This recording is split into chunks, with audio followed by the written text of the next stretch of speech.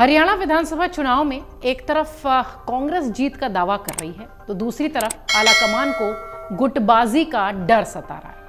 यही वजह है कि अभी 2 दिन पहले कांग्रेस ने 1-2 नहीं पूरे 3 पर्यवेक्षक हरियाणा विधानसभा चुनाव के लिए नियुक्त कर दिए। नमस्कार, आप देख रहे हैं हमारा खास कार्यक्रम वोट के वास्ते नेताजी के रास्ते। इस बार हम बात कर रहे हैं हरियाणा की राजनीति के उस चेहरे की जिसने हर बार एक लकीर खींची है और हर बार उनकी जिद को पार्टी को मानना पड़ा है, लेकिन इस बार उनको थोड़ा सा किनारे किया जा रहा है। हरियाणा विधानसभा चुनावों के लिए कांग्रेस पार्टी ने पर्यवेक्षकों की नियुक्ति कर दी। पार्टी आलाकमान ने अशोक गहलोत, अजय माकन और प्रताप सिंह बाजवा को पर्यवेक्षक बनाकर हरियाणा भेजा। कांग्रेस में जिस गुटबाजी की हम बात कर रहे हैं, उस गुटबाजी में एक गुट हुड्डा का है, दूसरा गुट कुमारी सैलजा का है और तीसरा गुट सुरजेवाला का है। सैलजा और सुरजेवाला गुट का हुड्डा गुट के साथ 36 का आंकड़ा माना जाता रहा है और इसी गुटबाजी को दूर करने के लिए कांग्रेस को पर्यवेक्षकों की नियुक्ति करनी पड़ी। इन तीनों गुटों में एक बहुत बड़ा नाम है कुमारी सैलजा का।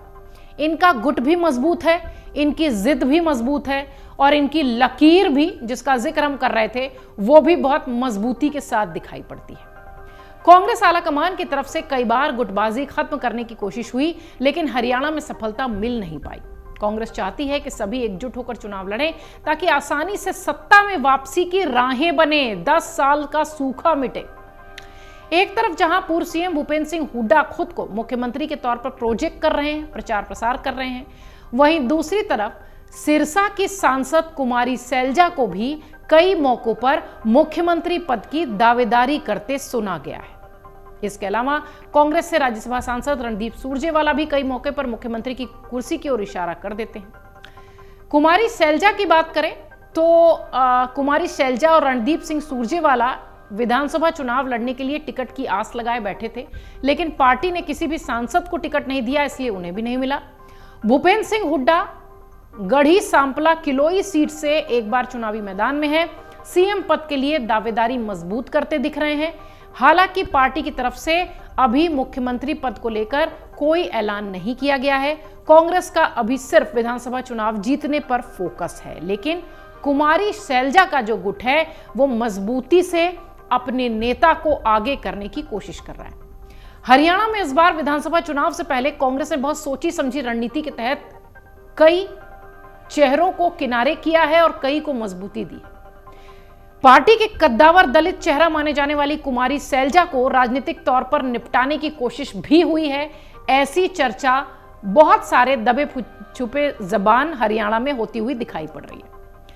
कुमारी सैलजा का ही आज हम जिक्र करेंगे और आपको बताएंगे कि कुमारी सैलजा की राजनीतिक पारी कहां से शुरू हुई, कैसे हरियाणा की सियासत में उन्होंने मजबूती से अपनी धाक जमाई और अब देश की सबसे बड़ी पंचायत में बैठती हैं, संसद में बैठती हैं, लेकिन फिर भी हरियाणा का मोह मजबूती से दिखाती हैं। कुमारी सैलजा जमीन से जुड़ी हुई नेता मानी जाती है। भूपेंद्र सिंह हुड्डा पूर्व मुख्यमंत्री, उनका दबदबा पार्टी में जरूर दिखाई देता है, लेकिन कुमारी सैलजा के गुट के नेता और कुमारी सैलजा खुद लगातार मजबूती से हुड्डा ग्रुप को जवाब देती हुई दिखाई पड़ती है।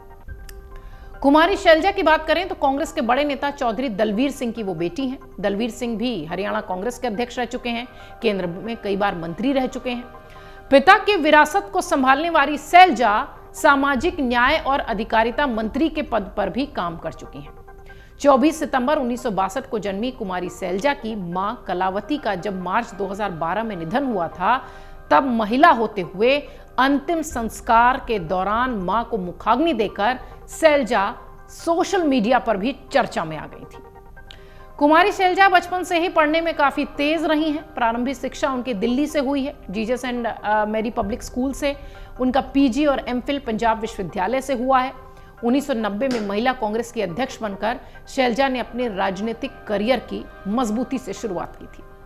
1991 में वो पहली बार 10वीं लोकसभा में हरियाणा की सिरसा लोकसभा सीट से जीती थी। नरसिम्हा राव सरकार में शिक्षा और संस्कृति राज्य मंत्री बनी। सैलजा एक बार और चर्चा में आई थी जब मार्च 2011 में केंद्रीय पर्यटन मंत्री वो थी। तब मिर्चपुर कांड में उनके साथ एक विवाद जुड़ा हुआ सामने आया था। हरियाणा हाईकोर्ट ने एक याचिका पर सुनवाई करते हुए सैलजा को नोटिस जारी किया था क्योंकि उन पर आपराधिक साजिश के सबूतों के साथ जालसाजी करने, डराने धमकाने का आरोप था। कुछ रिपोर्ट्स के मुताबिक एडवोकेट BS चाहर ने याचिका में आरोप लगाया था कि सैलजा ने खुद को बचाने के लिए उन लोगों पर खाली और गैर न्यायिक पत्रों पर हस्ताक्षर करने के लिए दबाव बनाया था जिनके खिलाफ ट्रायल चल रहे थे। उस समय इनका नाम मजबूती से सामने आया था। सैलजा कुमारी अंबाला की भी सांसद रह चुकी हैं। उन्होंने इस निर्वाचन क्षेत्र में 2 कार्यकालों तक कार्य किया है। अंबाला में सेवा देने से पहले वो 2 कार्यकाल के लिए सिरसा निर्वाचन क्षेत्र के लिए चुनी गई थी। यूपीए की सरकार में सामाजिक न्याय और अधिकारिता मंत्रालय में वो कैबिनेट मंत्री रह चुकी हैं।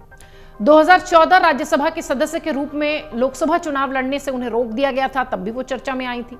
2011 केंद्रीय कैबिनेट मंत्री आवास और शहरी गरीबी उन्मूलन और संस्कृति और केंद्रीय कैबिनेट मंत्री सामाजिक न्याय और अधिकारिता मंत्रालय उनके पास था।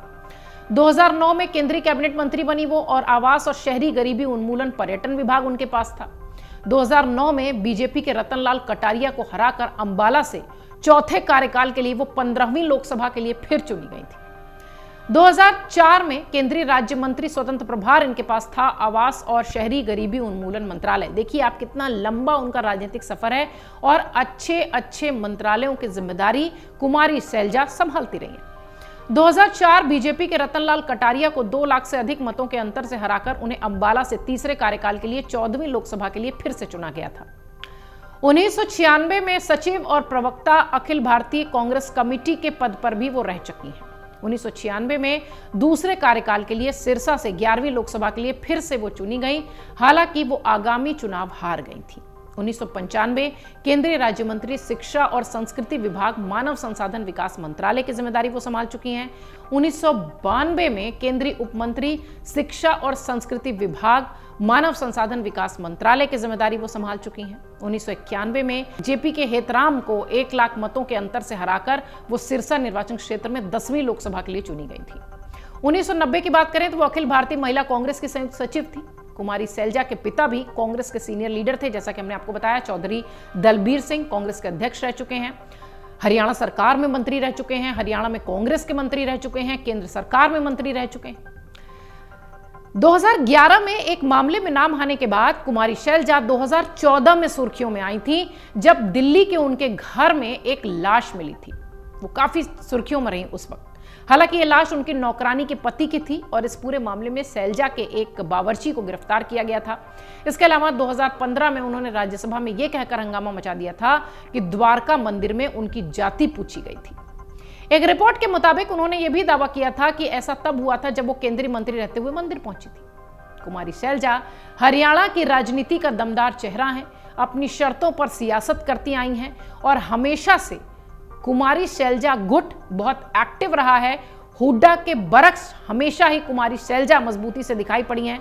जैसा कि हमने शुरुआत में बताया कि हरियाणा में 3 गुट बहुत एक्टिव हैं, हुड्डा का, सुरजेवाला का और कुमारी सैलजा का। लेकिन देखा जाए तो हुड्डा का ग्रुप सबसे मजबूत यहां माना जाता है। इस बार के विधानसभा चुनाव में टिकट बंटवारों में भी अगर देखा जाए तो हुड्डा ग्रुप की, या यूं कहें कि हुड्डा की ही चली है। कुमारी सैलजा कई बार ये कहती हुई दिखाई पड़ी कि वो विधानसभा का चुनाव लड़ेंगी, भले ही उन्हें निर्दलीय लड़ना पड़े। जिस तरीके से वो हमेशा अपनी लकीर खींचने की कोशिश करती हैं, निश्चित तौर पर हरियाणा की सियासत से लेकर देश की सियासत में कुमारी सैलजा एक ऐसा नाम है जिन्हें की नजरअंदाज करना, जिन्हें की कमजोर आंकना शायद भूल होगी। वोट के वास्ते नेताजी के रास्ते में इस बार कुमारी सैलजा के बारे में आपको पूरी जानकारी हरियाणा चुनाव से पहले हमने दी है। कमेंट्स के जरिए आप जरूर बताइए कि किस नेता के बारे में आप जानना चाहते हैं।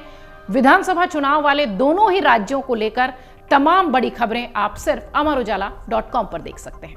अगर आप ये वीडियो YouTube पर देख रहे हैं तो हमारे चैनल को सब्सक्राइब करें और बेल आइकन को दबाना ना भूलें। अगर आप Facebook पर ये वीडियो देख रहे हैं तो हमारे पेज को लाइक करें।